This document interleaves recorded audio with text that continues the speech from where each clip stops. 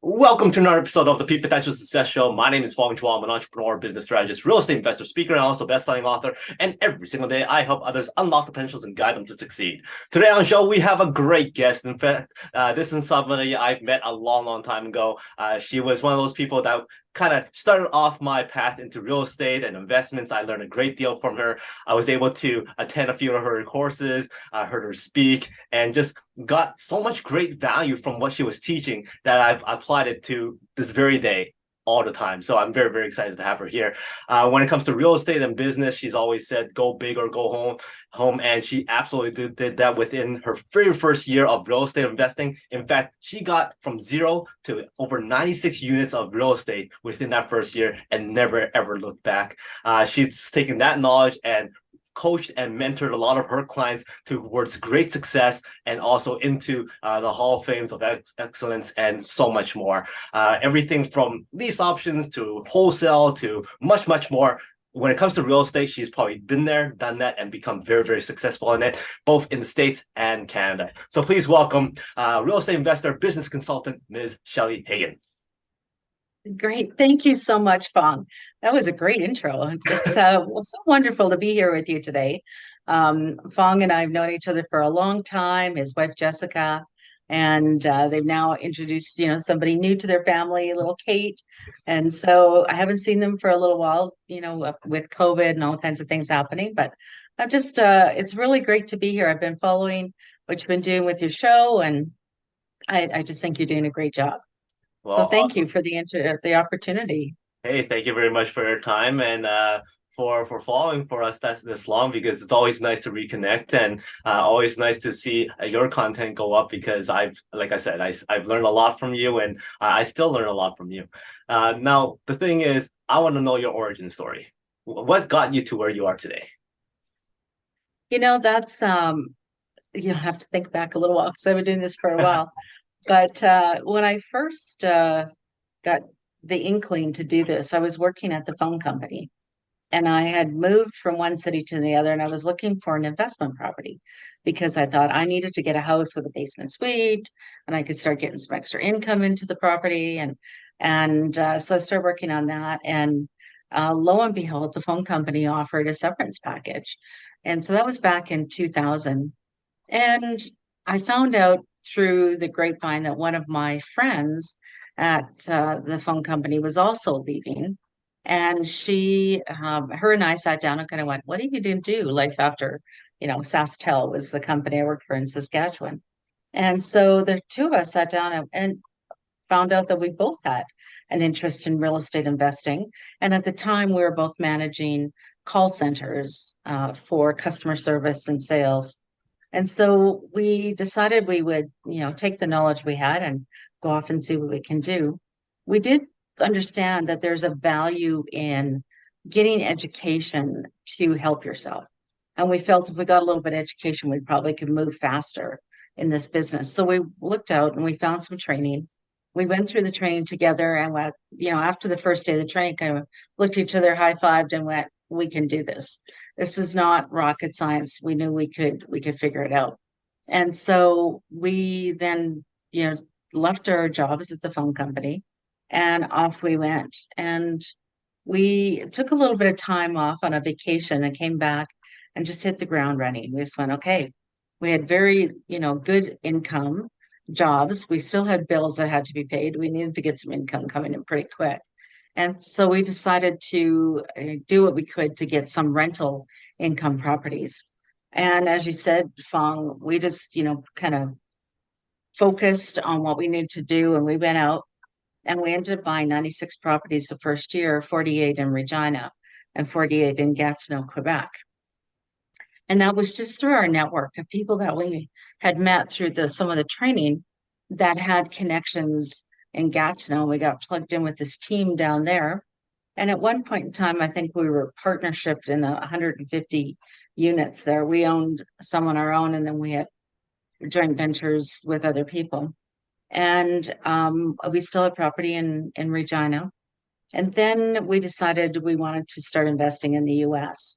So we went down to the US and took some training down there to kind of establish some connections and a network of people.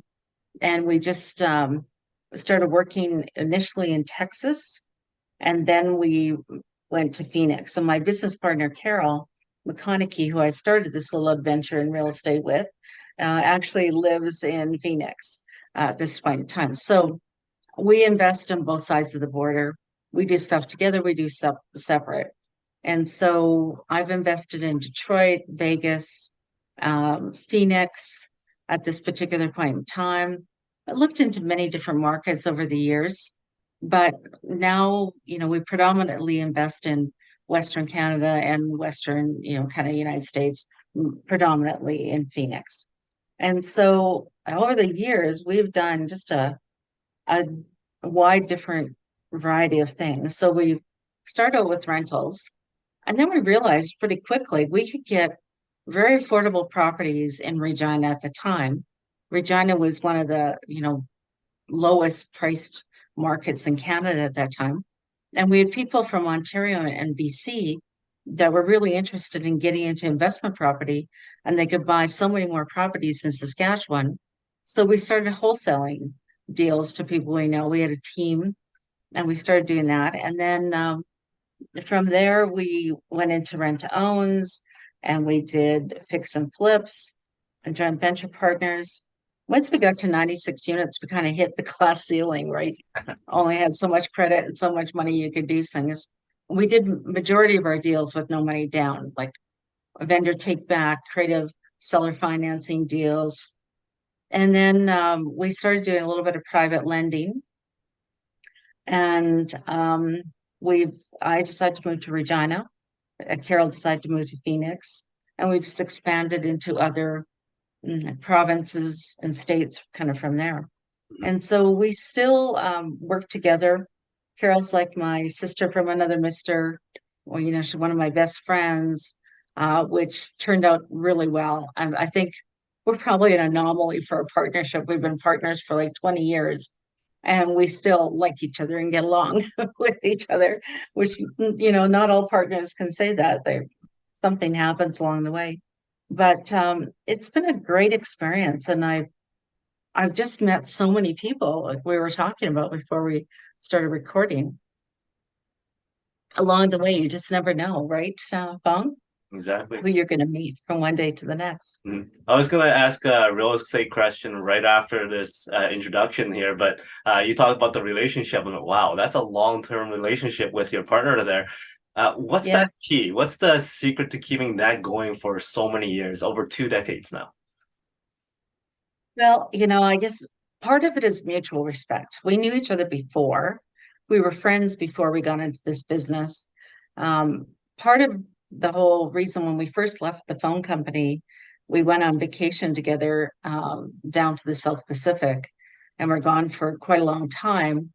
And we thought if we could get along traveling, by ourselves all over the place, then we would give it a go. And we had went to Australia and New Zealand. We were in Bali on the way home, and we kind of sat there and went, okay, this has been good so far. Do you think we're going to do it? And we went, yeah. So we just started working on our business plan, sitting, on the beach in Bali and around by the pool. And we just worked on that. So when we got home, we knew what we wanted to focus on, and we were, ready to go.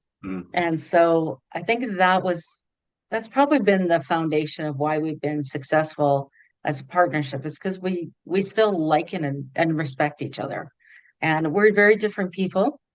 And I think that's another key, is that, she has different skills than I do. And together we make a better, team, and it helps our business more.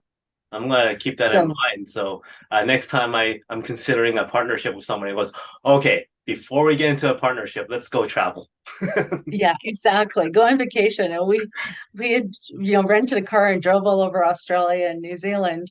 And when you're, seeing each other every day, sitting in a car next to each other and traveling around the country that you're in, it's a real test Mhm. to whether you get along. It's like with a husband and wife when you go to hang wallpaper, right? Exactly. That could be a test, renovations. Um, we talked about the fact that you got over 96 units within that first year.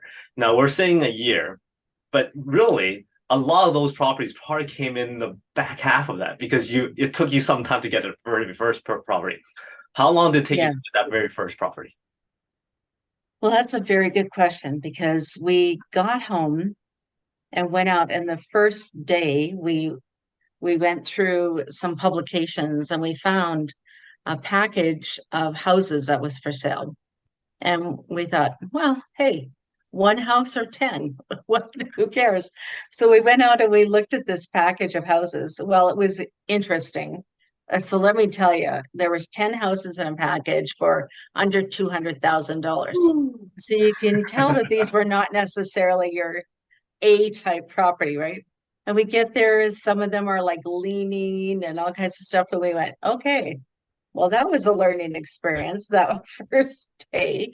And then from there, we started working with some realtors we knew from before we got in our training. And we started looking around for other team members for our power team. And probably we signed up for the training that I mentioned, and we had a mentor and a coach that we were working with. And we started working with them probably in March. And in April, we start putting in offers on property. And I look back now, Fong, everything we learned in our training that talk about, creative financing, seller financing stuff.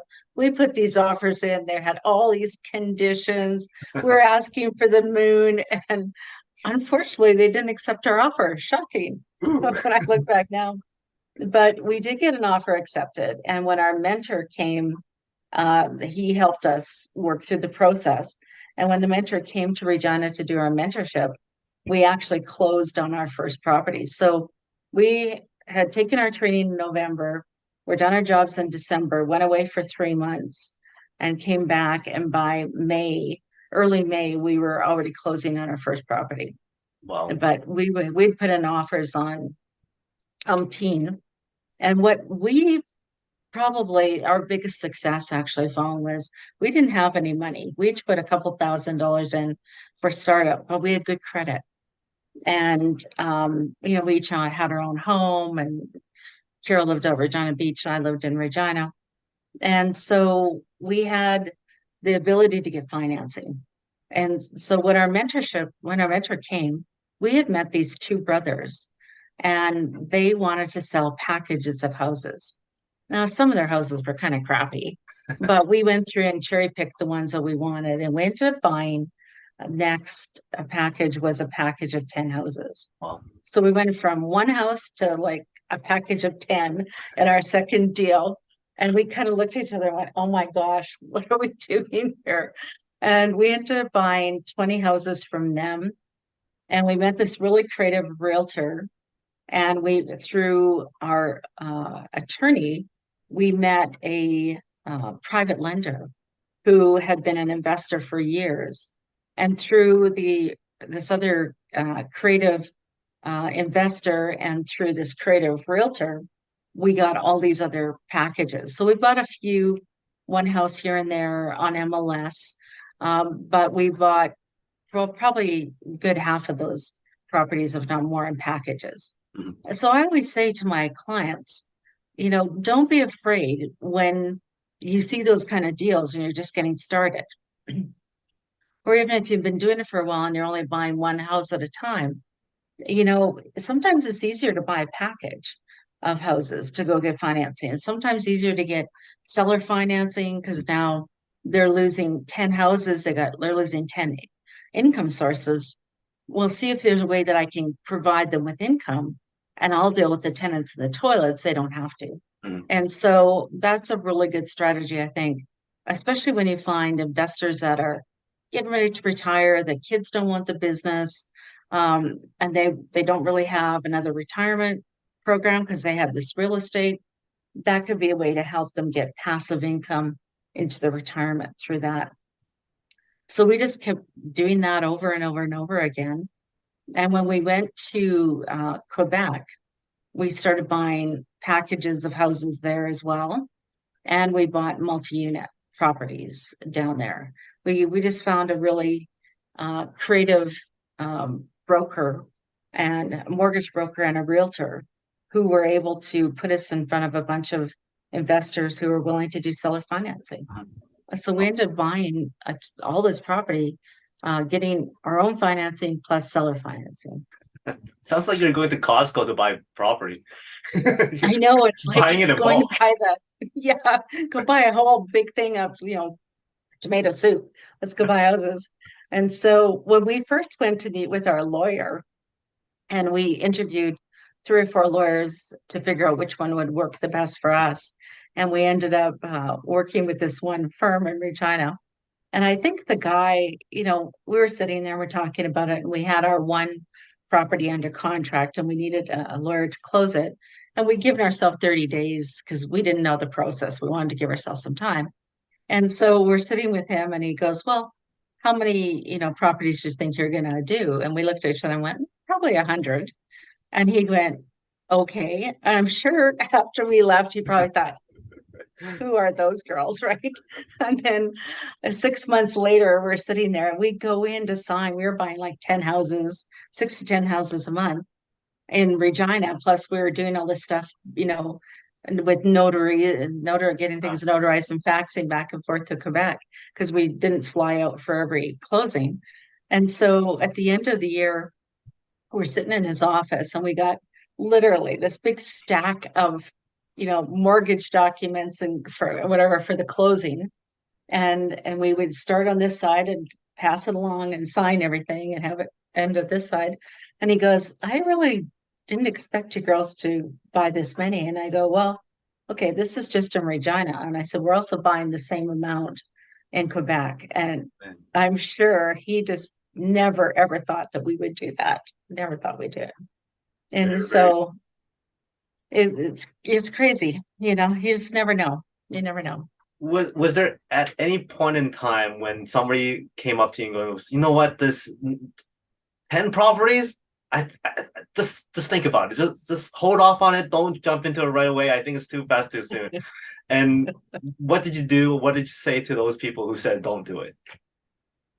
Well, it's a very good point you make there, Fong, because when we first started talking about getting this training, there's a lot of people that were skeptical about it, right? And I remember still being at the phone company and telling people that I was leaving and I was going to be doing real estate investing, and people were like, "Oh," and these people are going, "Well, what is that? What do you mean?" And one day someone said to me, well, how are you going to do it? And I said, well, I don't know. We're going to figure it out. And then through some of the people that we talked about, um, they were not supportive at all on that process, right? And even my family was not that supportive. So both of us kind of went, we're going to pick and choose who we're going to tell what we're doing. And so a lot of people, it's funny, I have some very good friends in Regina, and I'll go there and I'll go to their place and there'll be like some kind of function they'll have at their house, people over. And they'll introduce me as their unemployed friend who does something with real estate. They don't really know what it is. And so I just really am selective who I talk to about it. So that was the great thing about getting involved with the training. I met so many people that were of like mind, right? So those are the people that I would talk to about it because I didn't want the naysayers coming in and trying to ruin my mindset, because you got to be focused on what it is your end goal is, what you want to do. And that was the one thing that Carol and I worked on. When we went away for the first 3 months, we listened to all kinds of tapes, Robert Kiyosaki. We listened to mindset stuff. We were listened to a bunch of financial stuff. We had a ton of books we were reading, and we had worked on our mindset, changing how we thought. And I just didn't want anyone to, come and do that. And even to this day, some people I think, I don't know what the heck she does and why she does that. And I don't know why, a lot of people say to me, I could never do what you do. And I said, well, I'm no different really than any other person. It's just having a focus Mhm. on what I want to do and believing that I could do it. That's probably, the biggest thing about this. So you just got to sort through the people in your life. And, I have some very good friends that have been friends of mine forever. We, went to school together and they're still very important to me, but they never ask me about my business and I never tell them about Yeah. my business. And Right. that's another aspect to one, to pick and choose who you tell, and Yeah. two, when to give that advice when they may or may not necessarily want that advice. I've been in some rooms where people are talking like family occasions where they're talking about real estate, they're talking about what's a good investment. I'm sitting here, I don't know, but they didn't ask me. I can't Yeah, say I know. anything. And it's difficult because you don't want other people to be get in trouble, right? We want to help everyone be, and your family and friends. You want to help them be successful. And I always say I want to bring people along with me, right? Because I love to golf and because we do this full time, I get to go golfing whenever I want to. But not everyone, has the opportunity to take free time and like on a Wednesday and go golfing. So I want to bring people along with me so I have more golfing partners and people to go do things with, go to the mountains or whatever. And so, yeah, it's hard to sit back and not say anything, Exactly. you know. Yeah. You've been It is. involved with all types of real estate, from multifamily to commercial units to different strategies. If somebody's jumping in brand new, let's say there's two types, one with money and one without money. What would your first steps for these people be? Okay, so that's a very good point. Um, Again, it's about mindset. You can do this. Whether you have money or not, there's a way that you can do this. But the key is when you're getting into real estate investing, and I think it's even more important now than ever, is cash flow is king. You got to make sure that that property cash flows and does what you need to.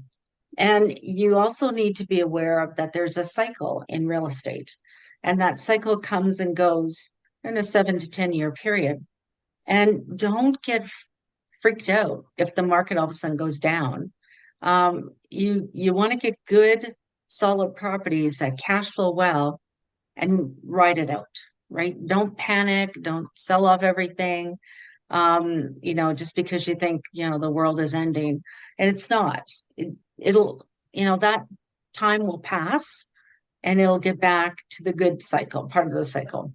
So, and that's one thing that I've noticed so much, especially when I first took my training, that was some core training that we got right up front about the real estate cycle, but it wasn't reinforced a whole lot through the other education that we had done. And when we came through different cycles, in the economy, sometimes it gets scary if you're just getting going. But if you got a good solid property and you have good cash flowing property, usually you can ride it out. Usually you can do well with it.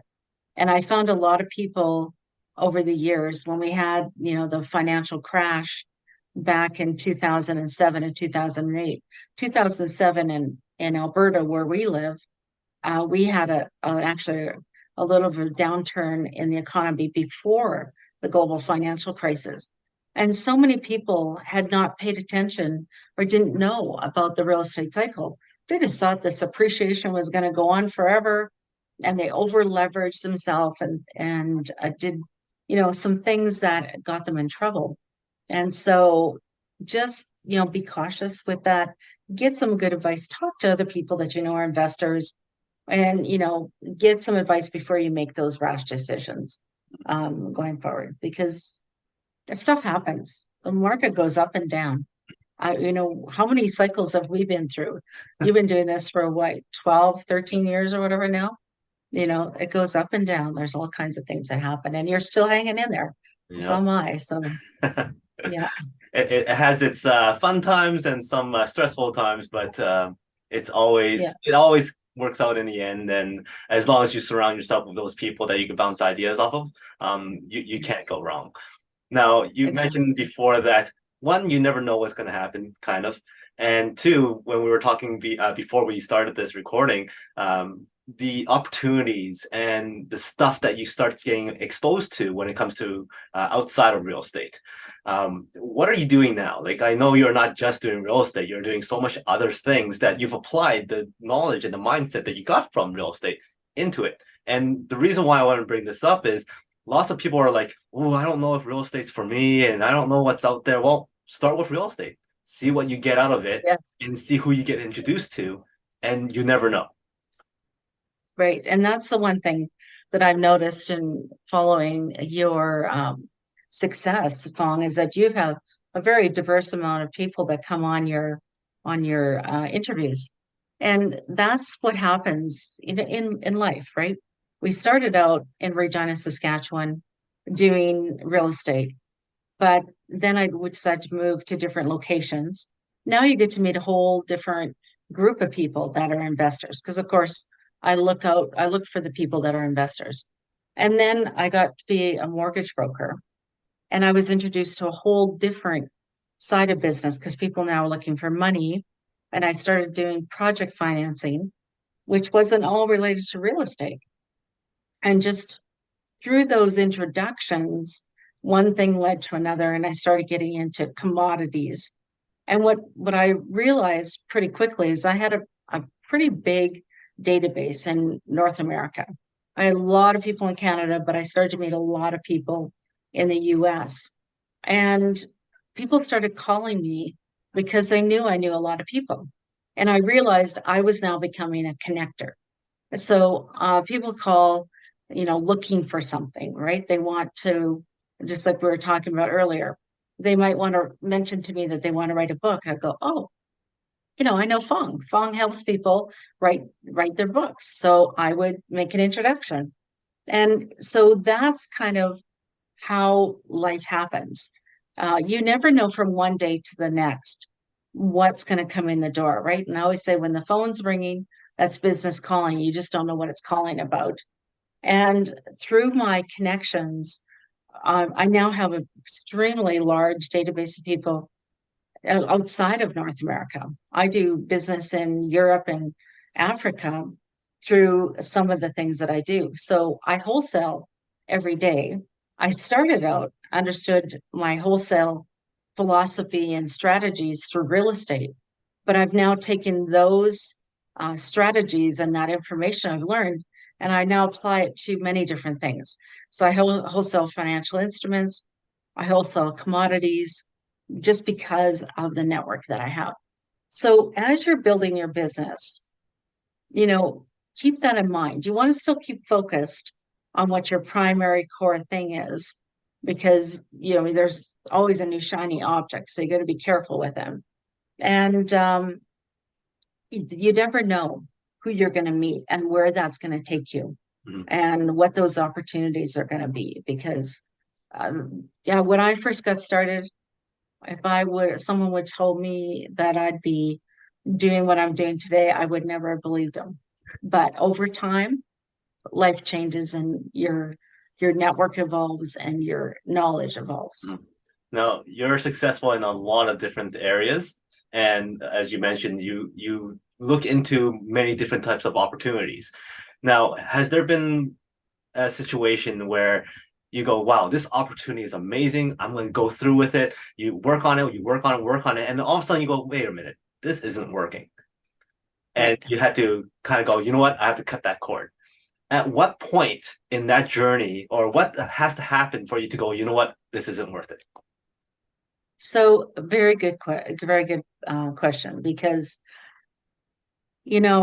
as I mentioned, I've got a lot of different people that I've met over time, and people have brought me opportunities that I would never have thought about, historical instruments, stuff like that. And sometimes, so you go into, you think, oh, well, there's some potential here to make some, good connection fees, commission, whatever you call it. And you get into it and you go along. And the first one that I got into was these instruments, these historical bonds that were up for sale. And it was a global thing. And, most people would never have known anything about it. And I spent a fair amount of time on that. And then I realized I had a couple of deals and pretty substantial deals with a nice payout for me. And I got circumvented on both of those deals. And I kind of went, whoa, this is not good. I learned a lot from that process. And so, as a recent example, people started calling me from Europe and the US when Bitcoin became a big thing back a few years ago. And I had some people that were interested in getting into mining and things like that. And I just happened to stumble onto some people that I knew that were doing this. And so I started, making a few introductions and different things. And then within a short period of time, I realized this was a very complex business. It was hard to get the sellers and buyers to agree on their procedures. And I felt like I was just spinning my wheels. And and there's also a lot of potential for fraud.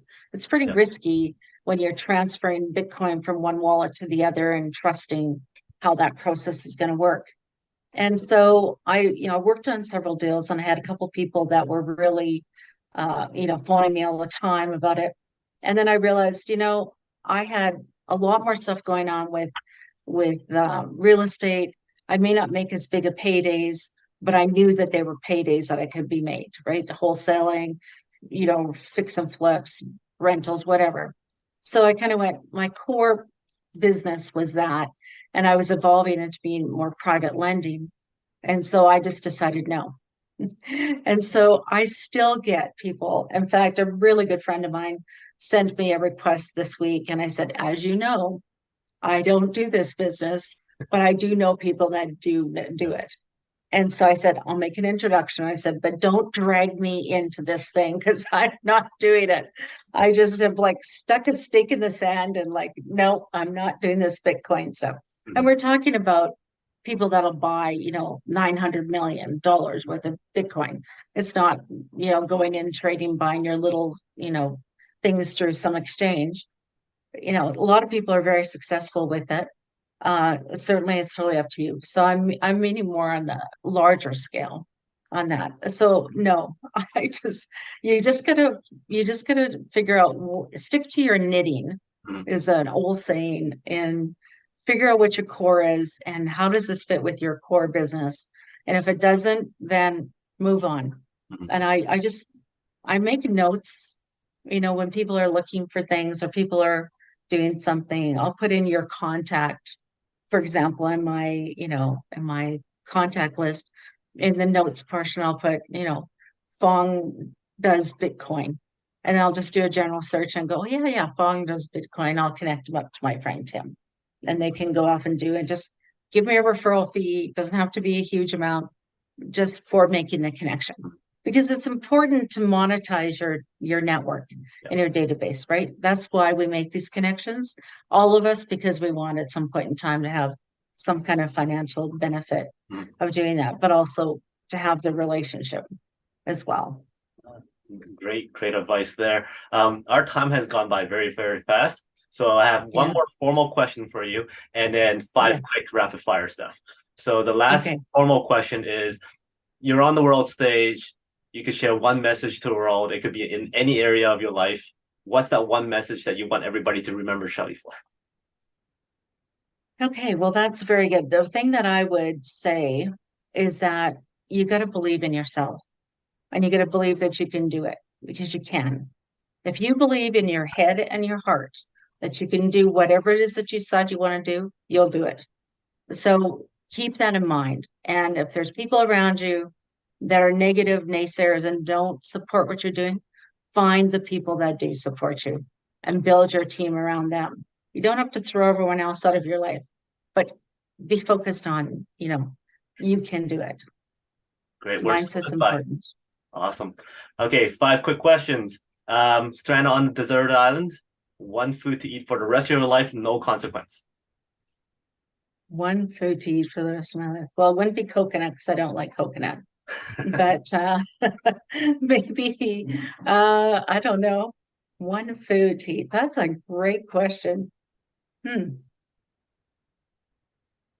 I guess I would take some kind of fruit with me, bananas or apples or oranges or something. I couldn't imagine not ever eating those things, for the rest of not having them. So that's what I'd want to have. You talked about that road trip, that vacation that you went on with your partner there. So let's say Yes. you're back on this road trip and you get to drive hours and hours on end, and for some reason there's one song that's stuck on repeat. It has to be played. Right. What's that one song? Great. It's a really great song that I actually have on my phone right now. It's called The Bones. And Maren Morris, I think is the singer. And it's a really positive song. It's about like if the bones of your house are not strong, Mhm. then it's you're weak. So it's like again, focusing on what's core, your family, what's important to you. Right? Hollywood calls and goes, Shelley, we want to do a biopic on your life. Who would you cast to play you? Melissa McCarthy. I've already talked to my friend and I. We want to write a couple of books about our experiences in brokering deals as connectors. And we have some hilarious things that have happened over the years. And we figure we're going to we'll do up a screenplay and we'll get Sandra Bullock and Melissa McCarthy to play us. We've already talked about this so many times. It's already in the works. Jeez. Yeah. Melissa and Sandra Bullock shows up at your door and goes, "Hey, we got the screenplay. We're very, very interested. Let's get together. Let's know each other a little bit more. Man, we're hungry. What do you Great. do to serve? What's that special dish that you come up with to serve them?" I would probably, pull some chicken and some vegetables, make a big stir fry either with noodles or rice, and sit down and, have a nice glass of wine and have dinner and talk about the project. Awesome. I'm sure it would be entertaining with those two. When's that coming out? Okay, well, I think we've got like a 5-year plan, and we're about a year into it. Mhm. We just got to we got to finish the book. So 2027 the book comes out, and then Yeah. 2030 is when the movie comes out. Yeah, depends on how long it takes us to get to Melissa McCarthy and her team. Right? She's such a powerhouse, in getting projects done. So if she likes it, who knows? Done deal. Number from 1 to 4. 3. 1, 2, 3. So if you had to relate success to chimneys, how is success Chimneys. like a chimney? Ah, okay. Well, a chimney is something that can help you keep in the heat and get rid of the smoke. So a chimney can be warming and helps, filter and keep things healthy, and it helps get rid of the bad things. So I think that's kind of an analogy for life. You want to find things that are help you be comfortable and safe and warm and get rid of the negative, having it go out the chimney. Awesome. So that's how success is like a chimney. Thank you very much for your time, your stories. I learned a lot from this session. And once again, it's been great talking to you again. Any last words that you want to share? And what's the best way for people to connect with you? So the best way to get a hold of me is, I'm on Facebook. You can find me, Shelley Hagen. My name, I think, should be showing up on the screen. Shelley at shelleyhagen.com. As long as you spell my name correctly, you can find me. And, I just would say, I wish you all the best in your successes along the way. And, you can always reach out and get a hold of me and ask me questions. You never know. And so I look forward to that. I'm a people person and I love talking to people. Awesome. Thank you very much. So everybody, make sure you connect with Shelley. Lots of great information on her social media. And if you chat with her, I'm sure you're going to get a lot of that great value from that. Once again, thank you very much for your time. Learned a lot, and it was great catching up again. For everybody, she is Shelley. My name is Fong. Until next time. Today is Days Lock Your Peak Potential. We'll see you later.